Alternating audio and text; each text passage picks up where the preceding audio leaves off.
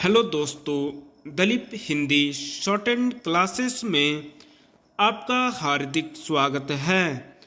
दोस्तों, आज की डिक्टेशन दैनिक जागरण की संपादकीय डिक्टेशन है।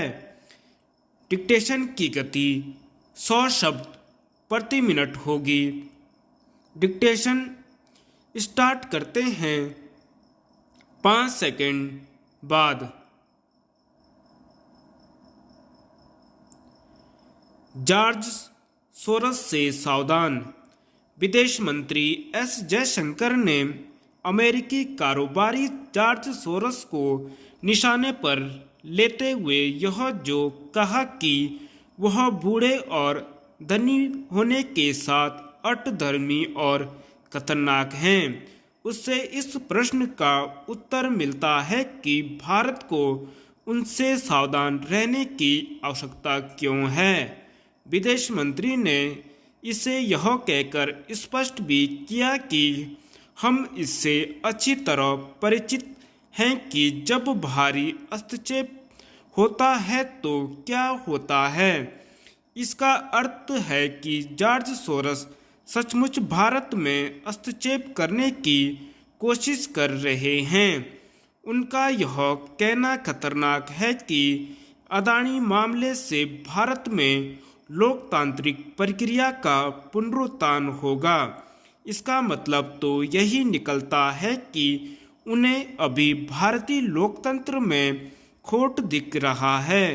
एक तथ्य यह भी है कि वह प्रधानमंत्री नरेंद्र मोदी को लोकतांत्रिक नहीं मानते।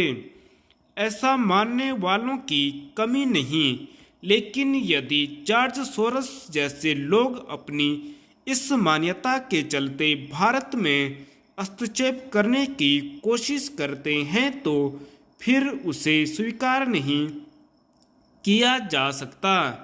जॉर्ज सोरस के इरादों को लेकर इसलिए सावधान रहने की आवश्यकता है क्योंकि यह विभिन्न तरीकों से कई देशों में हस्तक्षेप कर चुके हैं।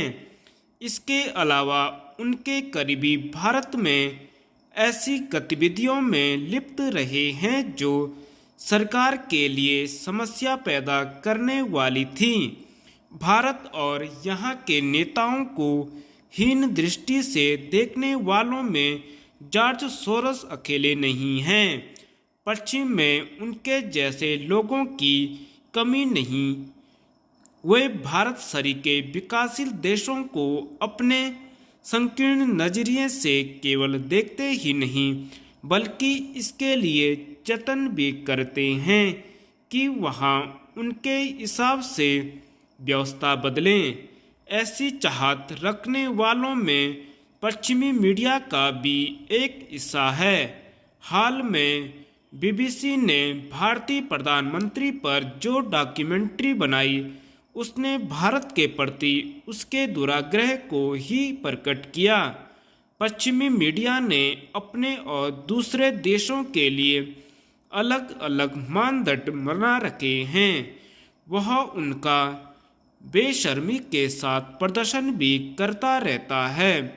विडंबना यह है कि उसके प्रभाव में आकर भारतीय मीडिया का भी एक हिस्सा काम करता है। ऐसा करके वह जॉर्ज सोरस जैसे लोगों का काम आसान ही करता है। क्या बीबीसी कभी यह बताने का साहस करेगा कि विंस्टन चर्चिल की नीतियों के कारण भारत में कितनी तबाही हुई थी?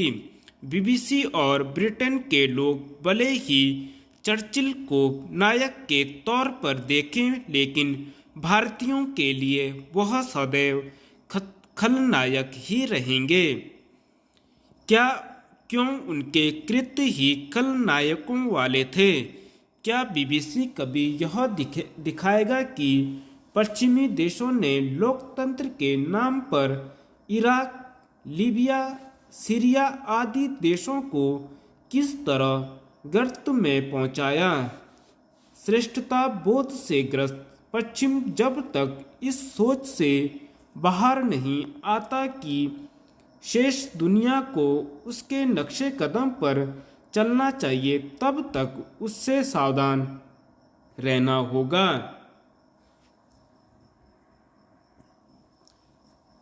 सशक्त उत्तराखंड का रोड मैप। उत्तराखंड को आने वाले वर्षों में सशक्त बनाने के लिए रोड मैप तैयार किया जा रहा है।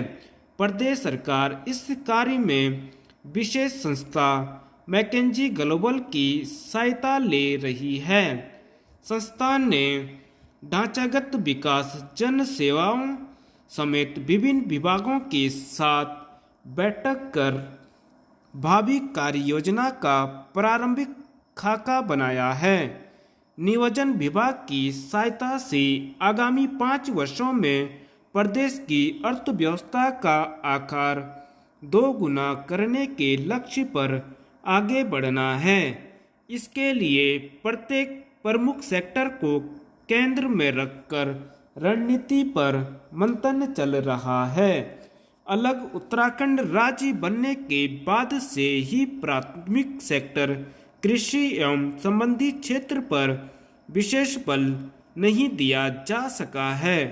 पारंपरिक एवं प्राकृतिक खेती अब विलुप्त होने के कगार पर है। ऐसे में प्राकृतिक एवं जैविक खेती को उच्च मूल्य वाली फसलों और उसके उत्पादन को प्रोत्साहन देने की चुनौती है। विशेषज्ञ इस चुनौती के समाधान के लिए आपूर्ति, वितरण और विपणन की श्रृंखला बनाने पर मंथन में जुटे हैं, ताकि पर्वतीय आर्थिकी को शक्ति और विस्तार दिया जा सके। इसी प्रकार अनियोजित तरीके से बढ़ती भीड़ और मूलभूत सुविधाओं से त्रस्त शहरों को आने वाले समय में विकास का ग्रोथ इंजन का रूप देना होगा। प्रदेश में अर्थव्यवस्था और रोजगार की दृष्टि से अब भी सबसे महत्वपूर्ण पर्यटन सेक्टर पर भविष्य संवारने का बड़ा दारोमदार है। श्रद्धालुओं के रूप में प्रतिवर्ष हरिद्वार पहुंचने वाले करोड़ों व्यक्तियों को ध्यान में हर की पैड़ी को उज्जैन में महाकाल और काशी विश्वनाथ की भांति विकसित करने पर सरकार ने सहमति जताई है। नए पर्यटक गंतव्य चिन्हित किए जा रहे हैं। यह योजना अपने उद्देश्य पर खरा उतरी तो उत्तराखंड के लिए गेम चेंजर साबित हो सकती है। प्रदेश में इसे मूर्त रूप देने के लिए भारी पूंजी निवेश की आवश्यकता होगी।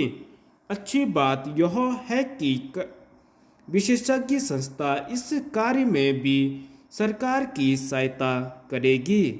धन्यवाद।